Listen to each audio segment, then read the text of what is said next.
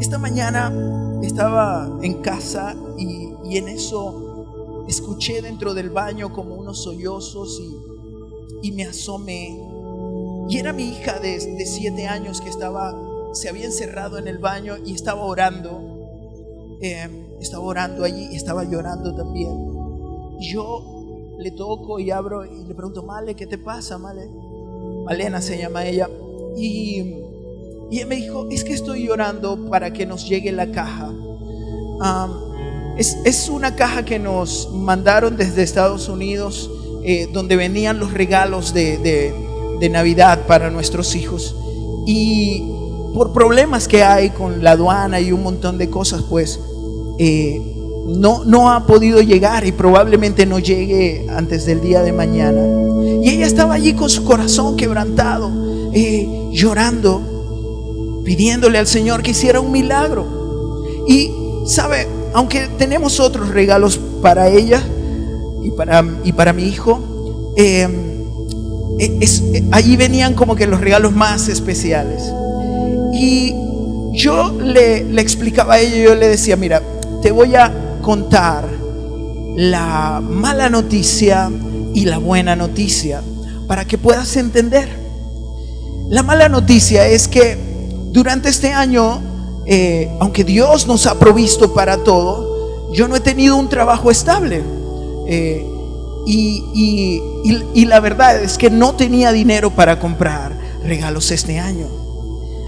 Y sabes, Dios ha hecho milagros. Recuerda que fuimos a Colombia, recuerda que fuimos a Margarita, recuerda que viajamos en avión varias veces, y eso nunca lo habíamos hecho en el tiempo que yo trabajaba como ingeniero, y ahora sí lo hemos hecho. ¿Recuerdas eso? Y ella: oye, sí, es verdad.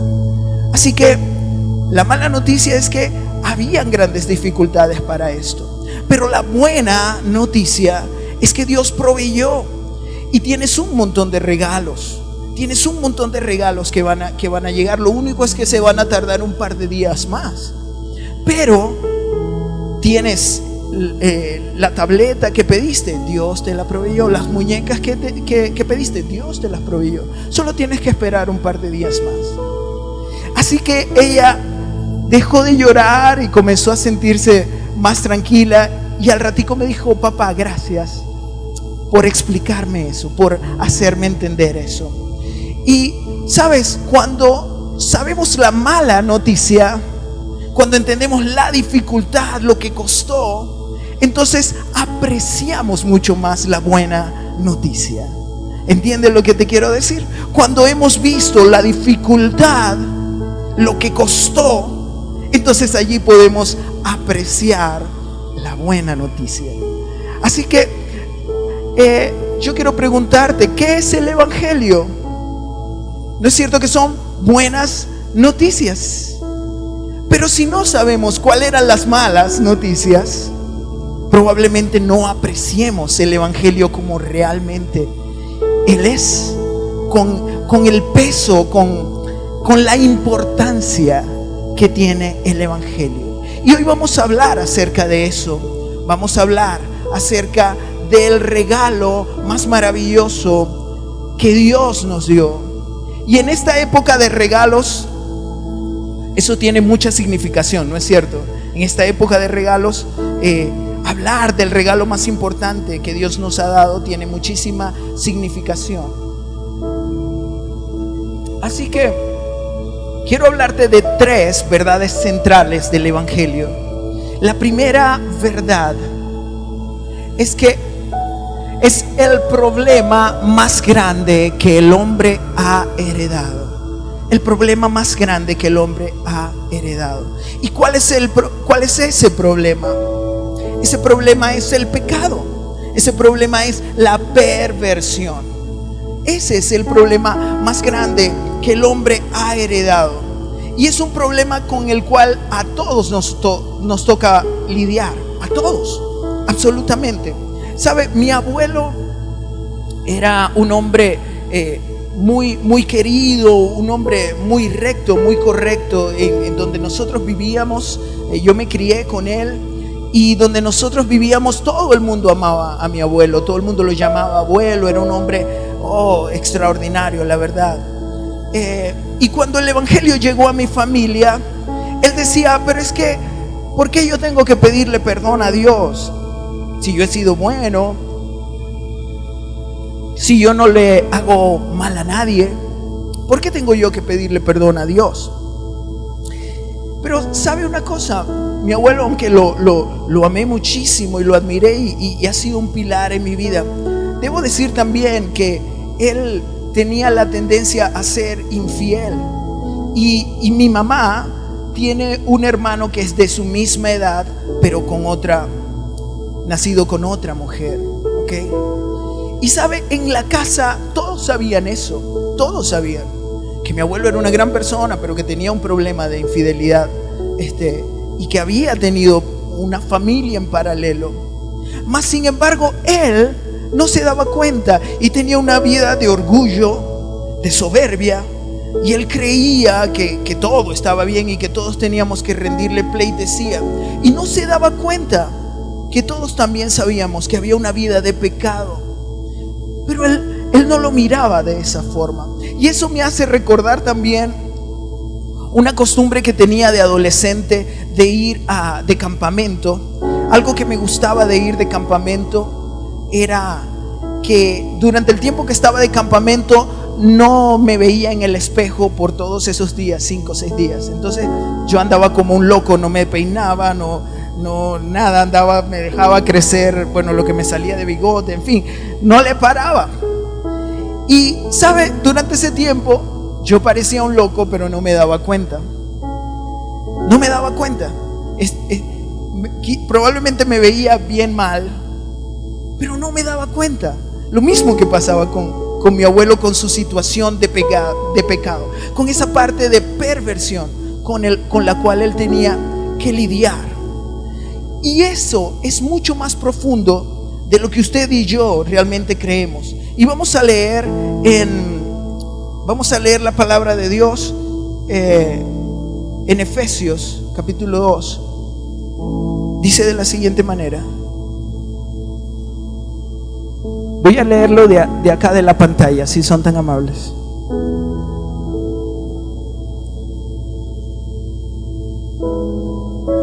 A ver. Ok, mientras lo colocan, lo voy a leer desde acá. Dice: en otro tiempo, ustedes estaban muertos en sus transgresiones y pecados. ¿Estaban qué? Muertos en sus transgresiones y en sus pecados.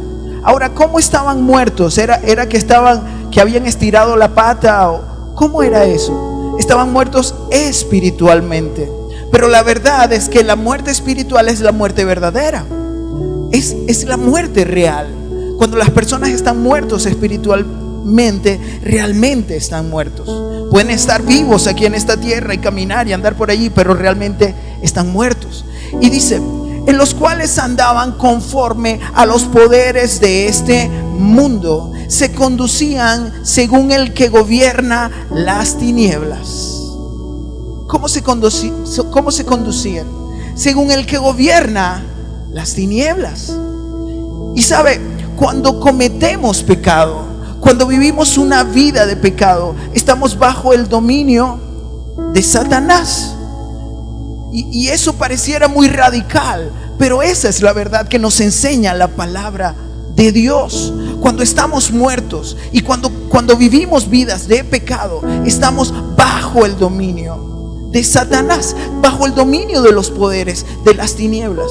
Y es por eso que usted ve la gente atada y ve la gente cometiendo cosas que no deberían y destruyendo su propia familia, sus propios sueños, sus propios proyectos por el pecado que tienen en su vida, y no son capaces de darse cuenta de eso y de cambiar su rumbo. ¿Ok? Es porque están bajo el poder de las tinieblas.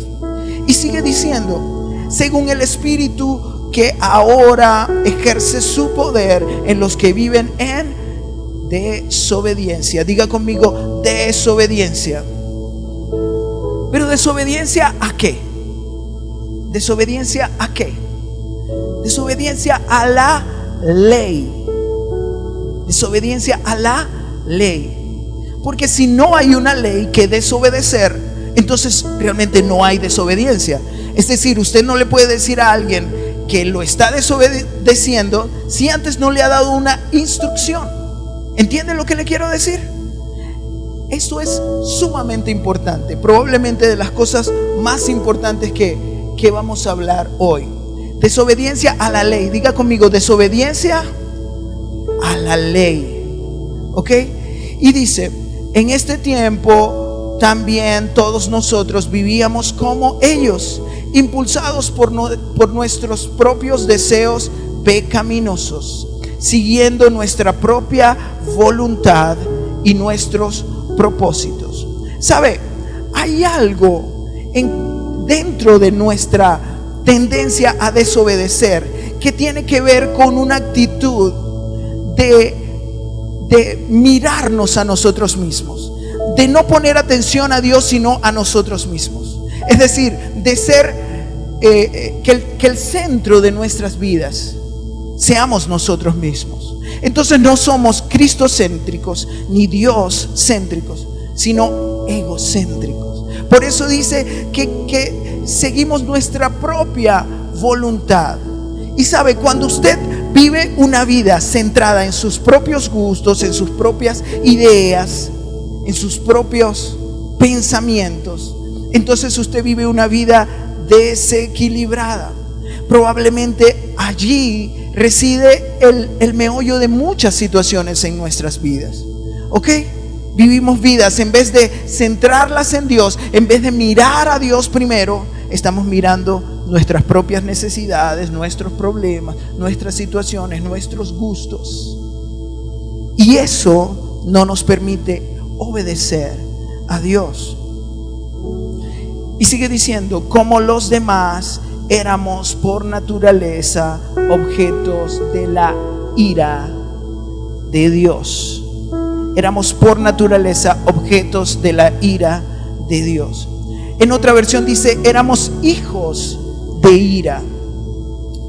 Y sabe, a causa de la desobediencia de Adán primero, y a causa de la desobediencia que nosotros practicábamos en nuestras vidas, entonces lo que merecíamos era la ira de Dios. ¿Usted puede entender eso? Si no obedecíamos y no éramos capaces de obedecer, lo que nos tocaba era la ira.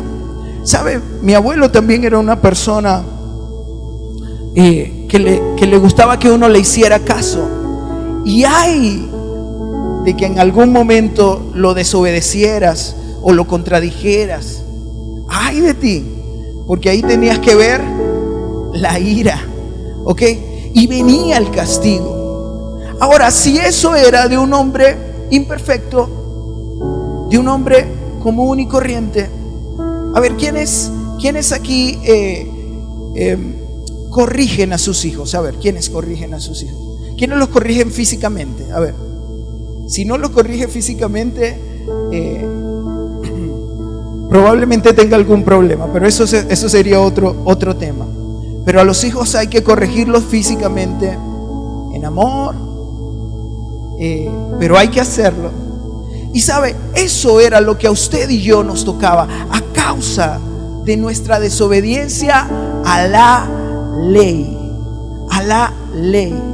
¿Ok? Ahora, usted me dirá, ¿pero qué de la gracia? ¿Qué de Jesús en la cruz? ¿Dónde queda eso? Y quiero decirte que por mucho tiempo se ha mal entendido lo que Jesús vino a hacer a esta tierra. Porque creemos que como Jesús vino y murió por nosotros en una cruz, entonces la ley, pues eso es algo del Antiguo Testamento que estaba por allá y que ya no tiene validez para nosotros. Pero cuando revisamos la palabra de Dios a profundidad, entendemos que la ley era la condición que Dios exigía para poder relacionarse con el hombre. Y déjame decirte, si nosotros no entendemos bien la ley, jamás podremos valorar bien la gracia. Y quiero que podamos leer. Es imposible valorar correctamente la gracia si no entendemos primeramente la ley. ¿Ok? Y, ¿sabe? Quizá esto no sea un tema para usted como que muy divertido, pero aquí reside el centro de la vida de poder de un cristiano que realmente está caminando en función de la voluntad de Dios. Si usted no ha entendido la mala noticia, entonces no puede valorar la buena noticia, que era lo que hablábamos al principio. ¿Sabe?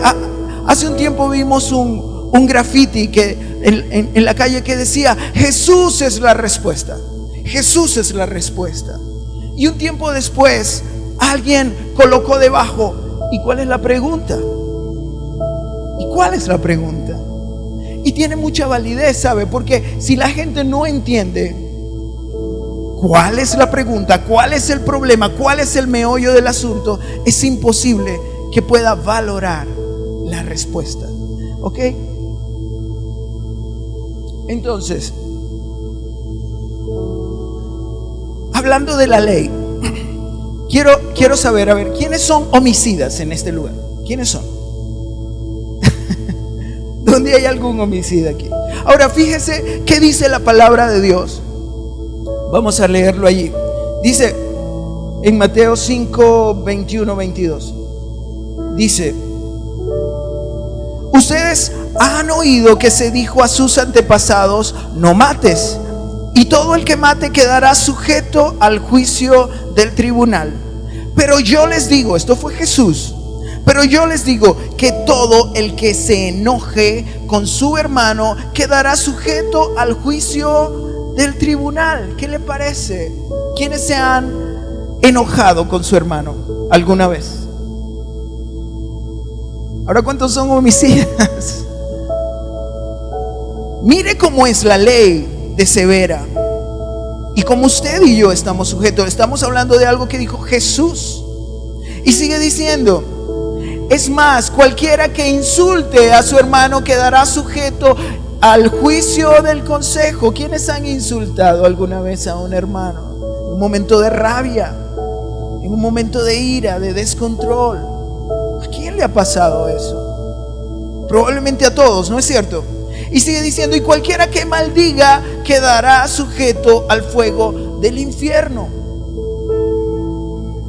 Esa es la ley que usted y yo teníamos que cumplir, o tenemos que cumplir, para poder ser limpios delante de Dios. ¿Quiénes son adúlteros en este lugar? Porque la palabra de Dios dice que si miras a una mujer para codiciarla, ya adulteraste en tu corazón. Probablemente muchos de los hombres que estamos acá seríamos culpables entonces de adulterio. Y óigame, es algo que Jesús está diciendo. ¿Cuántos hemos cumplido con el simple mandamiento de amarás a tu prójimo como a ti mismo? Todos lo sabemos, ¿no? Amarás a tu prójimo como a ti mismo. Yo quisiera el último celular, el iPhone X. No lo quiero para mí, lo quiero para mi prójimo. Cumplimos con eso, de amar al otro como a nosotros mismos. Así que eso es bien severo, pero esa es la ley que Dios estableció. Y escuche esta verdad teológica. Dice: desde el Edén Dios estableció la justicia de la ley como condición para vida o muerte. Desde el Edén.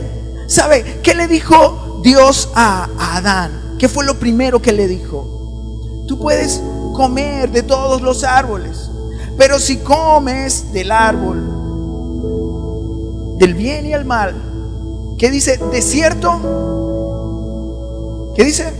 Morirás. Ahora, ¿será que Dios es mentiroso? Porque después de que Adán comió, no murió. No, sí murió. Murió espiritualmente. Así que la condición desde el principio, es que la justicia de la ley es la condición para que nosotros podamos tener vida o muerte. Y sé que algunos de ustedes están allí pensando como: oye, este hermano, ¿qué es lo que está hablando? Ya vamos a hablar acerca de la gracia y todo esto va a tomar sentido. Pero esta es la verdad de la palabra de Dios. Y mire, hay 3 condiciones que Dios solicita para relacionarse con el hombre. La primera condición, para poder relacionarnos con el Dios vivo, hay que estar espiritualmente vivo. Diga conmigo, espiritualmente vivo. Dios no trata con muertos, ¿sabía eso? Dios no puede transformar a alguien que está muerto. Primero tiene que estar espiritualmente vivo. La segunda condición que viene de allí dice: solo están espiritualmente vivos quienes le presenten a Dios una justicia perfecta, es decir, una vida sin pecado, como Adán antes de comer el fruto del bien y del mal. Solamente quienes vivan una vida de justicia perfecta son los que pueden estar sin pecado, ¿ok? Y la tercera condición que se desprende de allí es que solo pueden presentarle a Dios una vida sin pecado quienes cumplan perfecta y permanentemente, diga perfecta y permanentemente, toda la ley de las obras. Esas 3 condiciones son las que Dios estableció para nosotros relacionarnos con Él. No solamente en la antigüedad, déjame decirte, no solamente en la antigüedad. Hoy Dios sigue exigiendo eso. Y por ahí veo caras así como que tengan un poquito de paciencia. Pero sabe, eso es lo que Dios estableció. Si no cumplimos con estar vivos espiritualmente, si no cumplimos con tener una vida perfecta delante de Él y estar perfecta y permanentemente cumpliendo la ley de las obras, no tenemos manera de relacionarnos con Dios. No existía manera de relacionarnos con Dios si no era cumpliendo con ello. Ahora, ¿por qué? Y aquí es donde está uno de los meollos del asunto. Es que usted no puede compararse con usted mismo, ni con los que le rodean. Usted tiene que compararse con la justicia del Dios perfecto, con el amor del Dios perfecto, con el proceder del Dios perfecto. Y cuando usted se compara con eso, entonces se va a dar cuenta de que, no hay manera de llegarle, pero ni cerca. La Biblia dice que nuestra justicia es trapos de inmundicia delante de Él. Así que ahí está la ley y la condición que nadie podía cumplir. Nadie. No existía manera. Ahora, vuelvo y repito, ¿será que eso es un tema solamente del Antiguo Testamento? Un tema que quedó allá en el pasado y a nosotros ya no nos interesa. Déjeme decirle qué dijo Jesús al respecto. Y está en Mateo 5:17. Dice: no malinterpreten la razón por la cual he venido. No vine para abolir la ley de Moisés. ¿Está escuchando lo que dice? Yo no vine para abolir la ley de Moisés o los escritos de los profetas. Al contrario, vine para cumplir sus propósitos. Escuche bien, Jesús lo que dice: yo vine fue a cumplir los propósitos. Y dice: les digo la verdad, hasta que desaparezcan el cielo y la tierra, no desaparecerá ni el más mínimo detalle de la ley de Dios. ¿Usted ve por ahí el cielo y la tierra? ¿Están todavía? ¿Los ven? Hay cielo, hay tierra. Quiere decir que la ley entonces no ha pasado. ¿Entiende lo que le quiero decir? Estamos sujetos bajo la ley. Y dice, y no desaparecerá ni el más mínimo detalle de la ley de Dios hasta que su propósito se cumpla. ¿Ok? Eso tiene un propósito. Ahora, allí es donde viene y en este tiempo de Navidad tiene mucho sentido, el regalo más grande que Dios nos ha dado. La segunda verdad de la cual hablamos. El regalo más grande que Dios nos ha dado, y es la provisión. Quiero aclarar, siempre me gusta hacerlo, por lo menos en la iglesia donde pastoreo. Quiero aclarar esto. Jesús no nació en una fecha como esta, eso está bien claro. Eso tiene raíces en costumbres y otras cosas, pero con toda seguridad Jesús no nació en una fecha como esta. Sin embargo, como todos hablan de eso, es bueno para nosotros también aprovechar ese momento y poder hablar de estas verdades. Ahora, ¿cuál es el regalo más grande que Dios nos ha dado? ¿Dónde está esa provisión? ¿Sabe? A causa de que nadie podía cumplir, nadie podía relacionarse con Dios, a causa de que era imposible que usted y yo cumpliéramos con la ley que teníamos que cumplir. Entonces allí toma sentido que Jesús, como el regalo más grande, nace de una mujer y vive una vida perfecta, cumpliendo cada tilde, cada palabra, cada letra de la ley que Dios exigía. Usted sabe, cuando Dios dice acerca de Jesús: este es mi hijo muy amado, a él oigan. Quiero decirte, cuando Dios dice eso acerca de Jesús, Él está diciendo: este es mi hijo, que es el único que ha podido cumplir con la ley que yo necesitaba que ustedes cumplieran. Por eso le dice muy amado, porque era el único que podía cumplir. Y Jesús vive una vida perfecta, sin dejar ni un detalle de la ley por cumplir. Vive una vida perfecta todos los días de su vida. Y entonces allí Él se convierte en la provisión de la bondad y de la justicia de Dios para nosotros. Usted sabe qué es gracia. Seguramente todos van a decir regalo inmerecido. Pero hace poco tiempo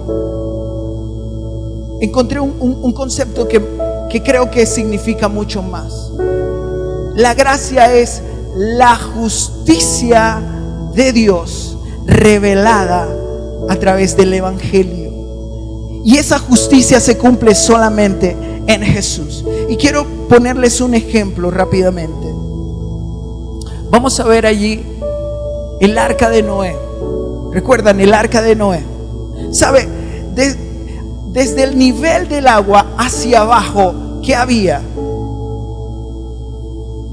Solamente había muerte, solamente había destrucción. Y sabe, el nivel del agua viene a ser como la ley, ¿ok? Esa es la ley, el nivel del agua. Y debajo de la ley solo hay muerte y destrucción. Eso era lo que a usted y yo nos correspondía. Eso era lo que a usted y yo nos correspondía. Pero ahí está el arca. Y dentro del arca hay unas personas, ¿no es cierto? Noé con su esposa, sus 3 hijos con sus 3 esposas. Ahora, esto era gente muy especial, muy consagrada a Dios. Eran gente como usted y como yo, con pecados, con maldades, con una cantidad de cosas. Pero hay un arca. Esa arca es Jesús. Esa arca es Jesús, que nos sostuvo a nosotros por encima de la ley. ¿Entiende lo que le quiero decir? La gracia de Jesús, que nos salvó de la muerte que había en la ley. Entonces, cuando estamos nosotros escondidos en Jesús, cuando estamos en el amado, como dice su palabra, cuando somos aceptos en el amado, entonces estamos allí en esa arca y somos libres y tenemos victoria, porque hemos creído en el Hijo de Dios. Y entonces lo que usted y yo teníamos que cumplir, Jesús lo cumplió por nosotros. Y nos da la capacidad de vivir en santidad.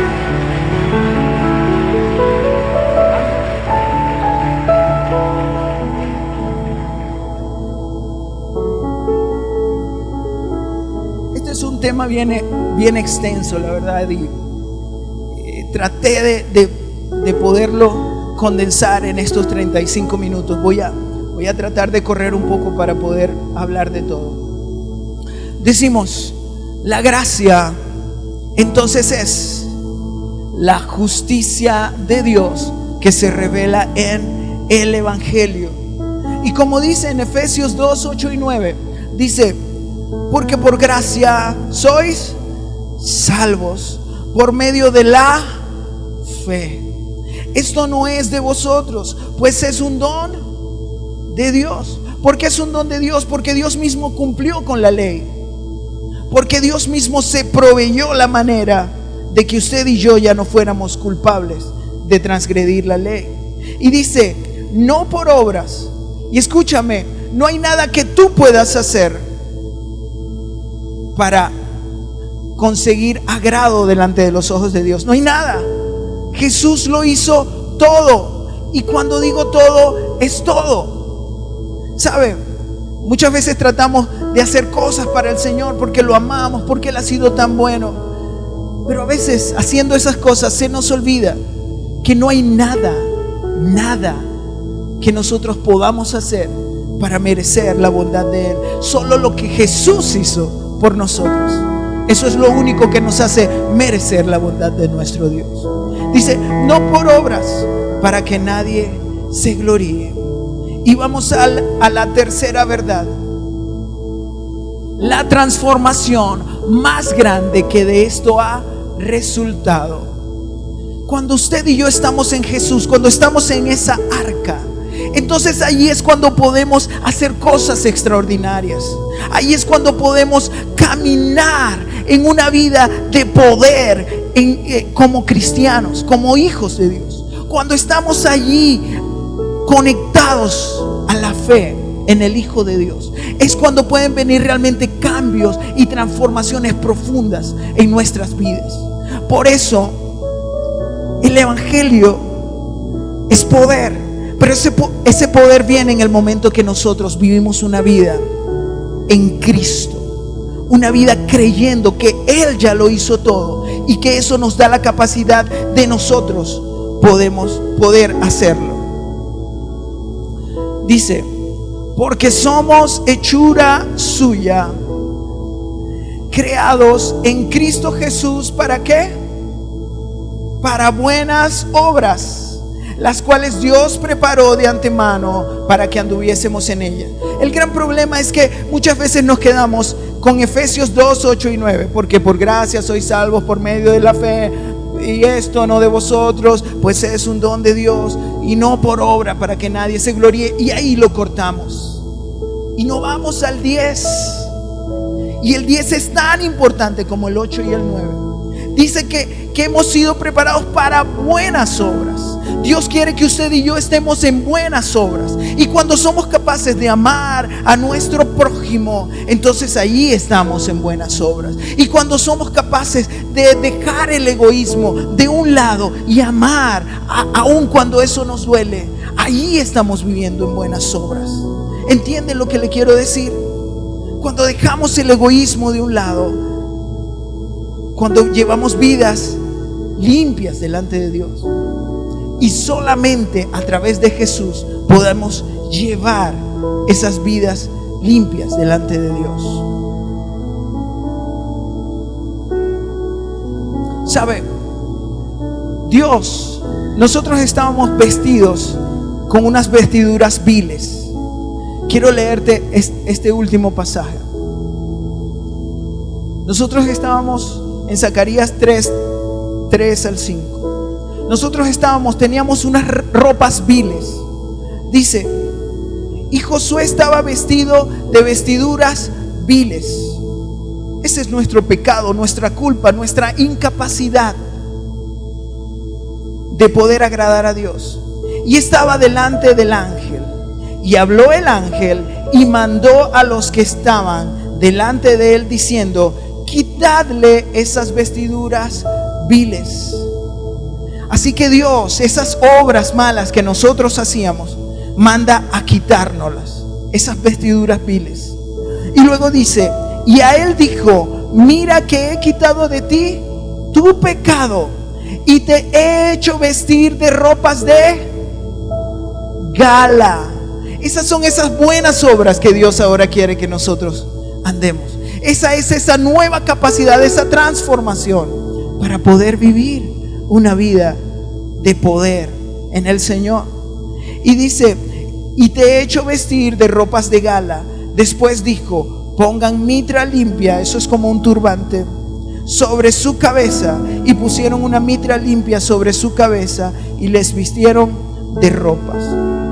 Hoy usted y yo estamos vestidos con otras ropas, con unas ropas limpias que Dios ha conseguido para nosotros. Y para ilustrarles esto, y ya estoy terminando, quisiera 3 hombres que puedan acercarse hasta acá y ayudarme a ilustrarles algo. 3 hombres valientes que puedan acercarse aquí rápidamente, que ya me queda poquito tiempo.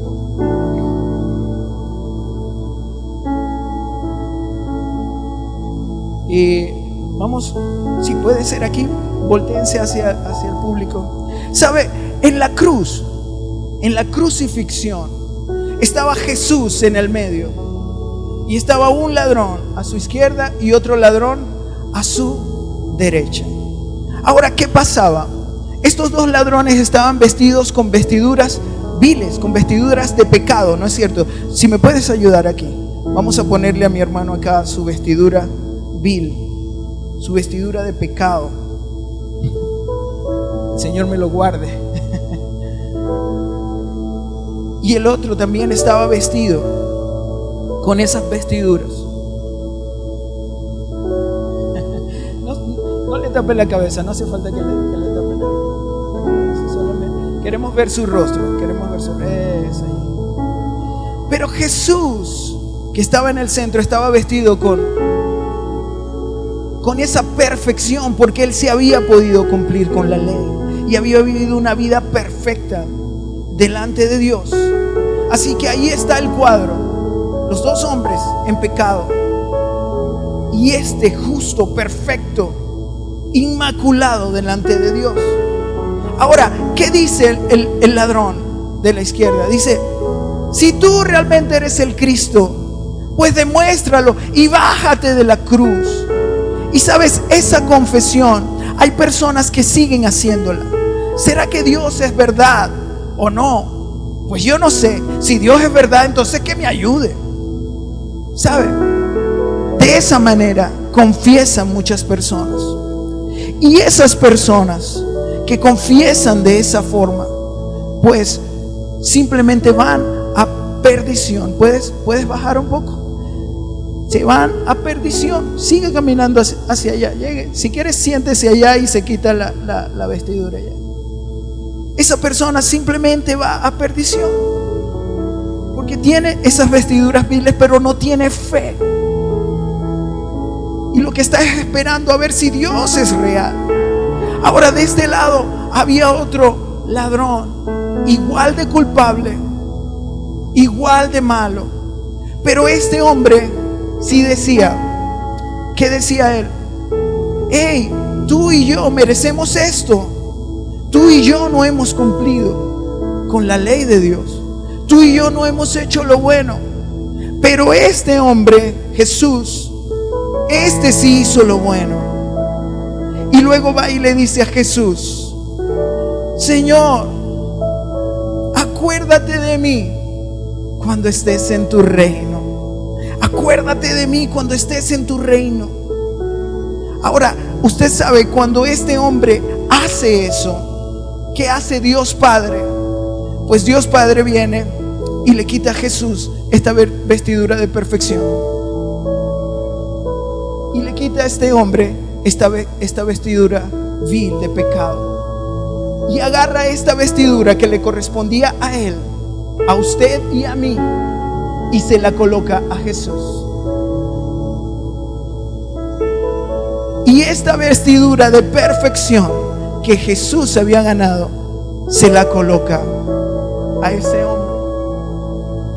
Ahora eres perfecto, ahora eres acepto, ahora tienes vida, ahora tienes salud, ahora tienes esperanza, ahora tienes toda clase de beneficio en mí.